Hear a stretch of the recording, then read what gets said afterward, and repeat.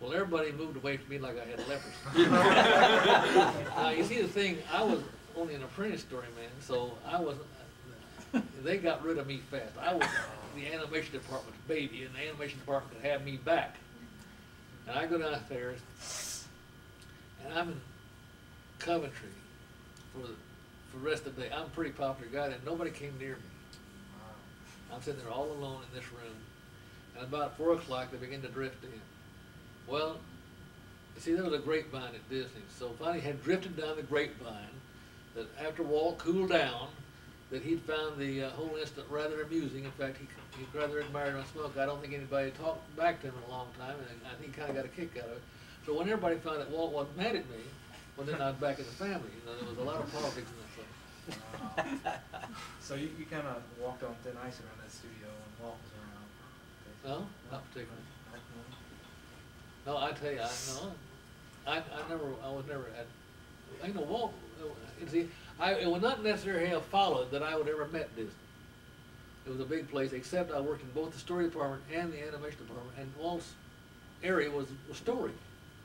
And that's how I happened to be involved with Walt. One of my favorite stories is, well, that's a long story. Well, do you want to hear the long story? Sure. You got time for a long story? All right, this is how Fantasia began. Oh, great. You see, Mickey was the masthead character, and he'd kind of gotten lost in the shuffle because of, you know, Donald Duck was a popular character, and the Three Little Pigs won the Academy Award, and Snow White and the Seven Dwarfs was, you know, the big sensation. And so Mickey kind of got lost. So Walt's at a party, and at that party is Leopold Stokowski, the famous Philadelphia Symphony conductor. Of course, Leopold Stokowski's real name is Leo Stokes, and he was from England, and his nickname was Stokey, but I guess when he came to the States, he was a music genius, but I guess he figured they wouldn't take anybody with the name of Leo Stokes seriously, so he changed it to Stokowski. Anyway, Walt was talking about his problem, and Stokowski said, well, Walt says there's a wonderful symphonic piece to be perfect for Mickey. It tells a story. It's the Sorcerer's Apprentice. So Walt told him to come on out to the studio and they'd talk about it. Of course, Walt was always going for the newspaper space, so you know they had a picture of Walt and Stokowski in the paper, and they were considering this. And so Stokowski recorded a soundtrack with a Hollywood pickup orchestra, and they were getting ready to make this featurette. And Stokowski, when he got a load of what they were doing around there, he caught fire. He said, boy, this is wonderful. What we ought to do is, you know, we need to do a whole bunch of these things.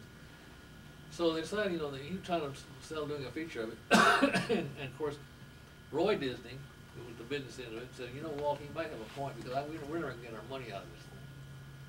So they brought in Deems Taylor, who was a renowned music critic, and they began to pick out pieces for Fantasia. And then they got a bright idea that what this thing needs is stereophonic sound. So they, you know, and in those days, all the theaters are wired with stereophonic sound now, but to even show the thing back in those days, they had to close the theater for a week to rewire it. So it was only going to be, could only go as a road show, see. And we're going to travel around, and they were going to do additional pieces which they could substitute the concert. And they began to develop other pieces for it.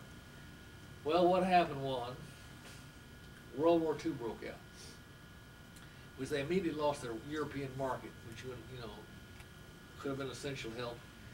They were supposed to have 6 Fantasound units, and the government, they built one. The government said you can't build anymore because we need the equipment for. We're going to need it for radar. So all the stereophonics, all that type of stuff was confiscated by the government. So here they are with this thing on their hands, and it's not one of those things that run away. It had a very select crowd, you know, and they did put it down during the war. They put one soundtrack, cut it, and put down one soundtrack, going just try to go get some money out of it. So anyway, for years, here was Fantasia. You look down the column, and here's Fantasia, always over in the red column, always over in the red column. And it hadn't made its money back yet. And Walt would just burn Walt up every time he looked at that. I don't think Walt really understood Fantasia. I think his people did. I don't think it was really Walt's type of thing. I think he went along with it. So what happened, one of the things that was originally scheduled to go in the Fantasia program was Peter and the Wolf. So we had already, some work had been done on it, so they had decided to go ahead and develop Peter and the Wolf. And I was assigned to I was assigned on the story, Peter and the Wolf story group. And we were sitting there the first day waiting for Walt to come in. He was a little late. And we were at the first story conference. And Walt came in, he looked around, and he sat down, and the first thing he said was, "Well, I'm glad we haven't got that batch of Stokey with us on this one." So I think he figured that Stokowski had sold him a bill of goods. But of course they meant to him, they made their money. A lot of people want him to put Fantasia VCR, they're not going to do it because it was especially made for it's a unique thing, it's a classic, and it's got to be shown in the large theater. I don't think they're ever going to put it on VCR. Well, didn't Salvador Dali was kind of commissioned to maybe do a piece for that? Well, yeah, but he came out there to do a thing called Futura, and it's a kind of a story about that.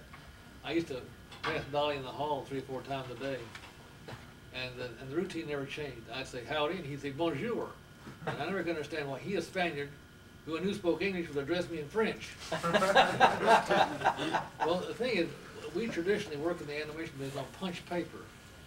See, we have those registering pegs on we work on light boards, and we have these pegs which you register the paper to, and all our drawing tables are with those pegs, and so we just, as a matter of utility, we work on punch paper. Everything is punch paper. So the first day Dolly arrived, they handed him a stack of punch paper to work on. He says, "I can't design on this paper.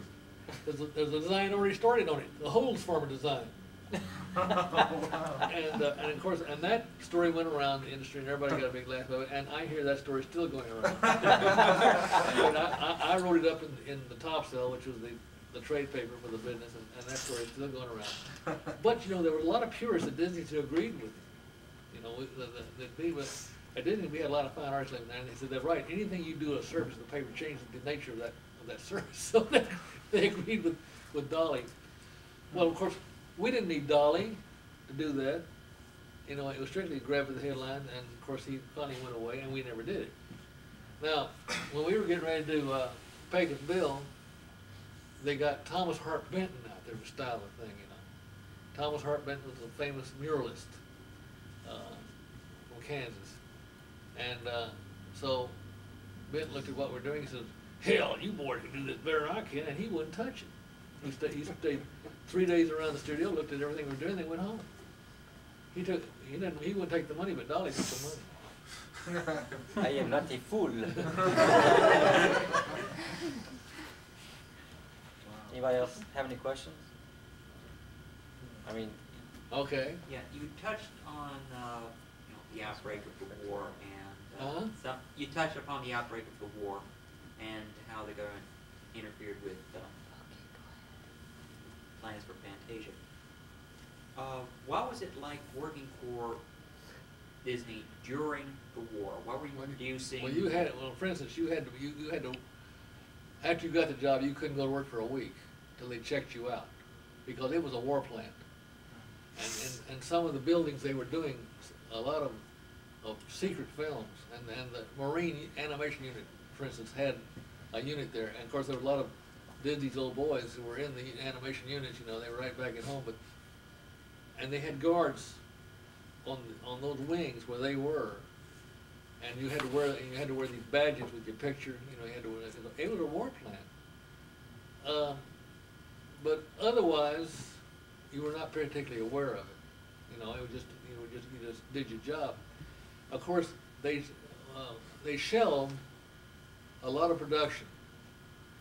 They had already started on Peter Pan, and they shelved that, and they had started the Mickey feature, and they shelved that, and then they had some other things in the works which they put back in the storeroom. And I used to wander through the place and run across all these storyboards of stuff that they were planning, see, which were for after the war.